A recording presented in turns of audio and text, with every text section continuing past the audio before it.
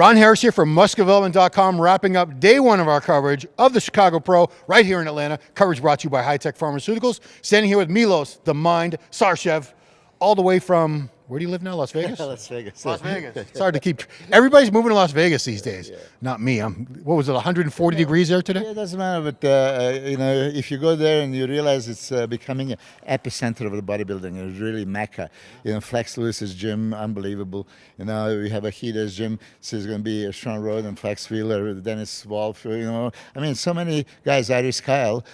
Training there and preparing people. There's really, atmosphere is unbelievable right now. Everybody got the hell out of LA, apparently. Anyway, so we're just going to focus on two divisions now. I did a live wrap-up of all the divisions. You can check that out on this channel, but we're going to focus right now on Classic and 212.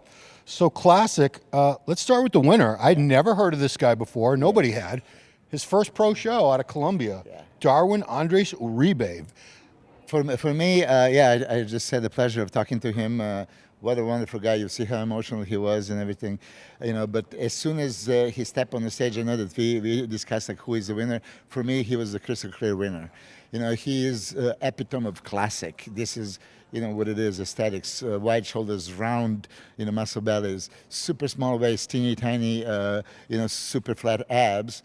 Crazy legs. Legs. When I talked to him, actually, he mentioned he even had to stop training them, which was kind of my case back in '93. I realized it's overpowering my upper body. Wonderful look overall. He's tall, good-looking, Latino. Moves very graciously. I commented to him that I would suggest that he hits the poses longer. He would, many poses. If you go back and watch his routine, he would just go for a second and then go. I remember back in the day, even photographers like Chris Lund and Bob Kennedy, who said no, Milos, we appreciate you because you hit your poses so we can get those shots. But look, if judges are just not paying attention for a second and they miss that pose, what the hell? And there was a couple of guys today posing like this. They just go into too long of a transition and then hit for a microsecond and then go around. I was photographing with my crappy iPhone in the front, and I was just so annoyed with the fact that especially him, because he has an incredible physique, and he hit a pose, and by the time I was getting my camera ready, he was already done. Yes, that's this is one comment that I told him. I mentioned this is a really classic physique that can go very far. He said on the stage he's 2-3 years away from maybe contesting Chris Bumstead, which is wonderful from his side. But problem is that he's already maxing out his weight. That's the problem. When I realized he basically had to starve himself for 14 hours in a minute just to make 191. His cut was 192. So that brings one thing in perspective. And I remember when I was asking, how did you come up with this height to weight ratio? Because some guys are really heavy. When you see him, he's super classic, right? Yeah. But you want a little bit more fullness, a little bit more bigger arms. If his upper body was fuller, he would be top 5 at the Olympia right now. You see? Yeah. So that's exactly what I'm saying. So he's epitome of classic, but he would be too heavy. So I don't know, sometimes it's bone density, I was... you are very good at judging how much somebody weighs.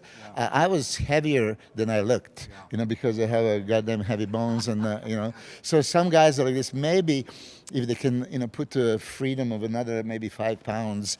I know that they already changed it for 5 pounds, and maybe they're not gonna like hitting me. But just from aspect of, I train. A few people that are super classic, but then they cannot make weight. So for him, he deserved this victory. Of course, there was a 2-man show between him and Muhammad Amin from Tunisia. Yeah, look great. Phenomenal. If he was in any other show, he would probably win. But once you put him next to Colombian guy, Darwin. Sorry, I still didn't get familiar with you. This is your first, this is your first pro show. First pro show and qualification for Olympia. Oh my God. I qualified on Olympia my first pro show, so I was delighted, but I didn't win. It took me forever to win one. So Mohammed, I think he's being prepared by Chris Aceto, and he was spot on and everything. He just like doesn't have exactly those lines. Didn't have that sweep on the thighs. Didn't have such a small waist. From a back, he was fuller, more muscle, but Darwin was super sharp. So, especially as this mention of the prejudging, I understand the classic look is more about structure and shape and aesthetics, not so much about muscle. So, fullness, doesn't really matter that much. Yeah, I mean, that's why a lot of these guys, I think some of them get frustrated with that and they move up to 212 because they're never going to be rewarded the way they want to be in classic. Just for whatever when reason. you said this, okay, and I've seen a couple of guys also that almost belong to 212, but then also they're thickly muscled, but then also they pose with a hardcore, music, bodybuilding. Then this is classic. Choose to your strengths. Do something classical. So I think it was out of place. Most of the guys were okay, but a couple of them used like. Worst possible music that you can possibly choose. Welcome to the jungle. Anyway. I don't know. Who else did you want to talk about? Classic. The classic physique, the Lucas, Ashton Lucas was very good, and Matthew Nelms. So they were in good condition and good structure, everything. It just like these two guys were way superior. I realized that Maurice Burgess, he was much better this morning. Very, very good. And I don't know if you noticed, he had some trouble on the stage. That's why Steve Weinberger was asking a few times. And I looked and he was really in trouble. Stomach was out, legs were, shaking. So I don't know what happened. Great physique, so just continue what you're doing. I don't know what happened today. You pulled it off, as a warrior, but something happened between prejudging and finals. Yeah. I mean, in a class like this where a lot of these guys really struggle, I've heard some of these guys, they need to drop like 20 pounds in the last week. There's no healthy or safe way to do that. It's not eating and not drinking. Yes, and then I commend really judging panel for giving them a chance, comparing them, and making them hold the poses. This is what is going to be a new thing that now. Once you hit the pose, it's no longer 2-3 seconds. It's going to be 10 seconds at least, and I like that. So be prepared for a war. Yeah, so. If anybody watches these live streams, I think and if they know Steve's the head judge, you're going to get worked. If you're in the top 2, 3, 5, you're going to be worked, especially if you're fighting for the win. He'll repeat it over and over. So let's move on to 212. 212. Yeah. There was again. Okay, I'm not going to say. Just three-man show, even though after the prejudging we actually saw a little bit differently. You mentioned John Jewett as a potentially one winner. I was way off. Well, you were awarding conditioning, and arguably he was the best conditioned. Yeah. Keon has a structure of a god. There's one of those things. I was chatting with Dennis James, and he said, if he comes on, he can win the Olympia. If he comes like this, he's not going to make top 6. So this is little criticism of knowing this little difference can get you to the top or slide you all the way down. So he was okay. For Keon, you see, he has a deep separation and deep abs. So he can create the illusion of being more ripped than he is. So when I was comparing him and guy that placed third, Kerry Badger, Kerry Badger was a little drier and actually better conditioned, but it did not really appear if you just glance at this. If you really go deep into it, and then you see thinner skin, drier, but not such a deep separation, and he was not flexing all the time. He was not keeping the legs separated. I'm looking for these kind of things. And then abs were not glued to the spine and deep. So many times he appeared 212. The real, not 212, open division guy, thickly muscled. So Keon, for not me but for everyone, has a God-given talent and the protege of Flex Wheeler. It's not bad condition by no means, but it's not Olympia condition. And again, for me, there was no question if he should have won today. Somebody believed that Ahmed gave him a run for the money. Ahmed was maybe fighting for Bajo, after the prejudging. The way I see it, Ahmed has a better shape with the smaller waist, with the that more aesthetic look, and Bajo has the thickly muscled dance, So he could have go either way. John Jewett was best conditioned, right? But you could see that he was missing some width. He was missing the lower abs. I mentioned, So when you put somebody like this next to the perfectly structured guy, even if it's not perfectly conditioned, I understand how they win. I mean, I was losing to Flex Wheeler when I was 100% on, and he's 80%, yeah, if 80, yeah. I mean, because it's not a conditioned show. They're looking for the best Yes, overall physique. package, yeah. That's Ahmed Al Sadani, by the way. We're talking about Ahmed. Is he originally from Kuwait? Where's he from? Yeah, I think he's from Kuwait. I understand he's living in California now.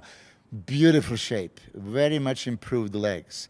I imagine this decent conditioning. It was not great conditioning. If he was in a great conditioning, it would be a run for the money, because he could not match, but be close to the shape monster like Keon, because Keon had that V-taper, but so is Ahmed. Ahmed has a great structure. He definitely has the wide clavicles, the small waist, big flaring quads. Yeah, he improved the quads. I remember when he was competing before. This is something that Hida beat him in Korea, and I was very close, and he could have go either way. But I think Hida actually got him on wheels at that time. He had a super separated, very good. But as I said, for me, he was maybe too full. Sometimes, and this is one thing about preparing for the show and coaching. Sometimes you have to kind of somewhat empty the guys, because if they look like that. You see, Dennis Wolf, when I always mention, he's he could go all the way and be super full and appear great. But some guys would be better off like pulling it back off, depleting some glycogen, and then get that drier, striated look. Yeah, because I remember talking to Dorian, and he said that was his strategy pretty much every year at the Olympia. He said, I would come in a little flat and just kill these guys on condition. Yeah. Let me tell you, 1994, I believe, no, it was 96, 94, when Dorian was questionable at Olympia, and then we went to a European Grand Prix tour. I remember he depleted for a whole, 7 days and showed up on the stage, completely depleted, and looking phenomenal in Spain and Germany. Because when you have this kind of muscle, right, you're not going to be beat inside. Well, so I mean, why somebody with that much muscle can be a little flat, and no one's going to know except them and their coach. So yeah, Ahmed, you look tremendous. I think also the Carrot Bajo. Yep. I know that he's being prepared by Dave Palumbo, and round, thickly muscled. Everything was there. Condition could be, tight drier, but I think that if he was really paying attention of legs, abs all the time, right? This is what I tell my guys. These muscles you can lose even if you try to, and everybody's focusing on this. You just, keep your shoulders wide, you're going to be there.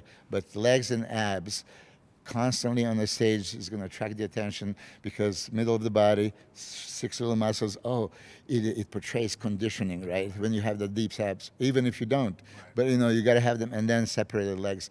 Carrot was losing it. If he can see the whole video footage, many times he lost it.